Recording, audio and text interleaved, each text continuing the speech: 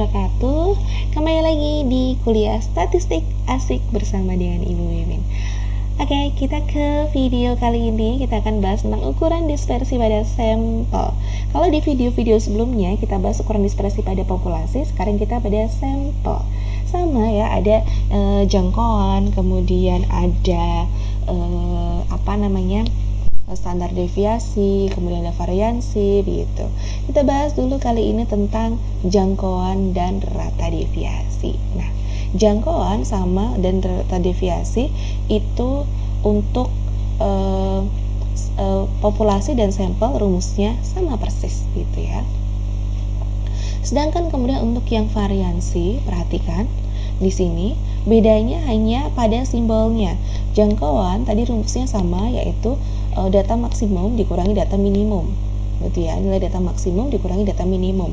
Sedangkan rata deviasi itu adalah sigma daripada mutlak x min x kuadrat x bar, gitu ya. Maksud saya ini adalah x bar. Ingat, kalau rata pada populasi simbolnya mu, rata pada sampel simbolnya adalah x bar, gitu ya. Bedanya hanya itu, yang lain sama.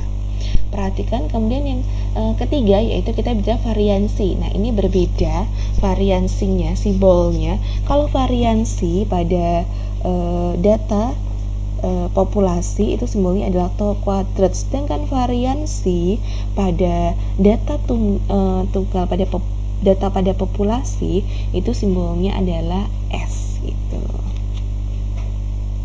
Oke, kemudian di sini rumusnya adalah sama, hampir sama seperti yang rumus pertama, hampir sama seperti rumus variansi pada populasi, begitu ya.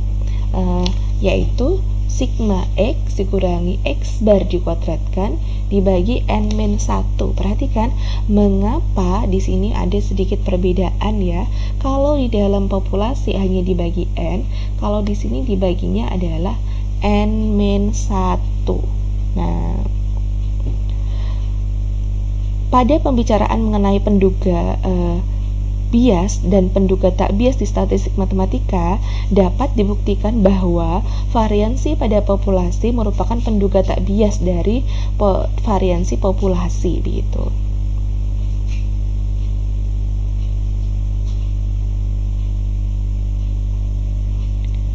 Nah, maka di sini kita menggunakan rumusnya dibagi n-1.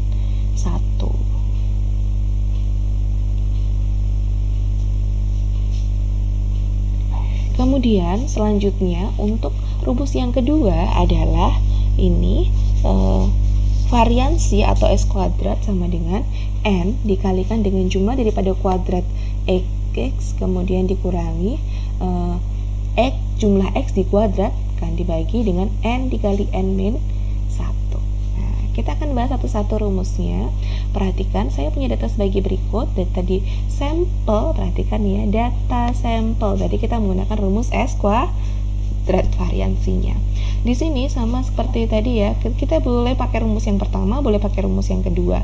Kalau rumus pertama, kita harus mencari X barnya dulu. Agar kita tidak mencari X barnya dulu, kita boleh pakai rumus yang kedua, yaitu kita hanya butuh X dan juga X kuadrat pada tabel. Masing-masing data yang kita masukkan di sini kemudian kita kuadratkan. 5 kuadrat yaitu 25. Dan seterusnya kemudian kita cari jumlahnya. Jumlah X yaitu 54 dan jumlah X kuadrat 516. Kalian bisa menggunakan kalkulator ataupun Microsoft Excel dalam membantu perhitungan. Kita tulis rumusnya dulu, kita solusikan N. Banyaknya data di sini. Ada di sini ada 1 2 3 4 5 6 ya. Kemudian 6 dikalikan dengan sigma X kuadrat. Nah, sigma X kuadrat yang sudah kita hitung di sini 516 dikurangi dengan sigma X dikuadratkan, hati-hati. Ini dikuadratkan.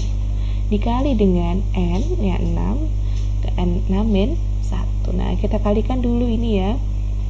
Kurung ketemu kurung artinya dia kali ya. 6 dikali 516 yaitu 3096 dikurangi 54 kuadrat 54 dikali 54. Nah, kemudian 6 dikalikan dengan 6 min 1 yaitu 5. 6 dikali 5 jawabnya 30. Hati-hati jangan dibagi. Ini kita kurangi dulu.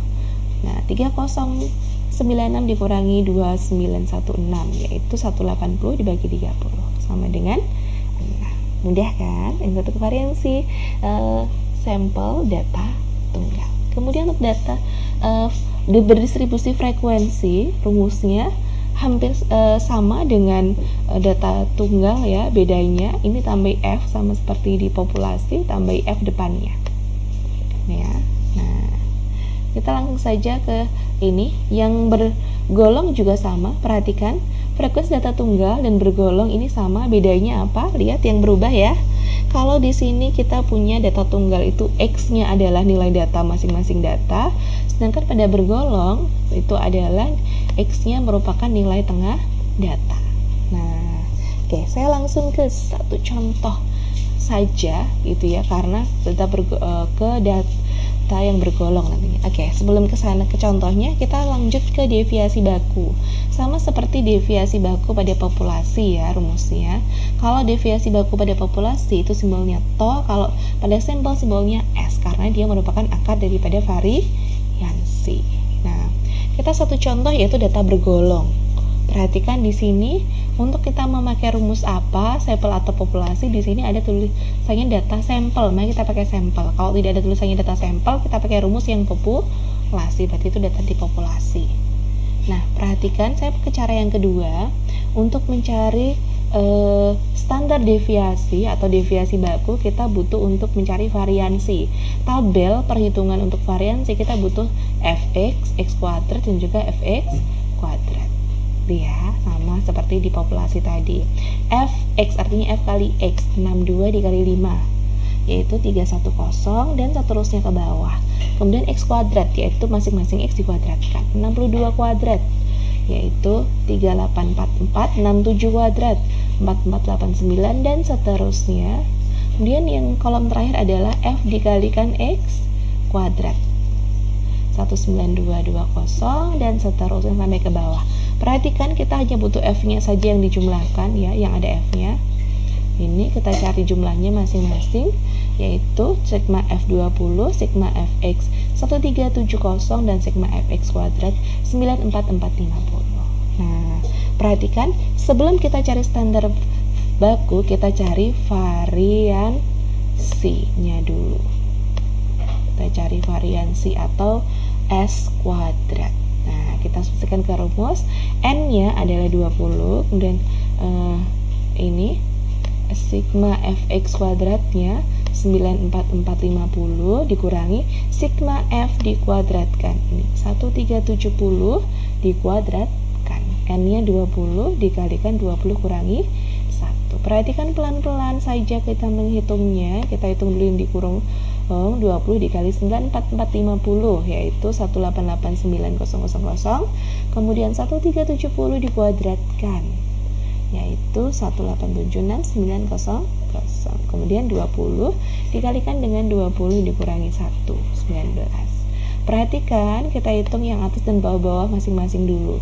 188.900 dikurangi 1876900 yaitu 12100. Kemudian yang ini artinya dikali ya, 20 kali 19. Ini artinya dikali. Walaupun tidak ada tanda kalinya, ini maksudnya dikali. Nah, baru kita bagi, yaitu hasilnya 31,842. Oke, mudah bukan? Ini dia ukuran dispersi pada sampel. Semoga bisa dipahami. Wassalamualaikum warahmatullahi wabarakatuh.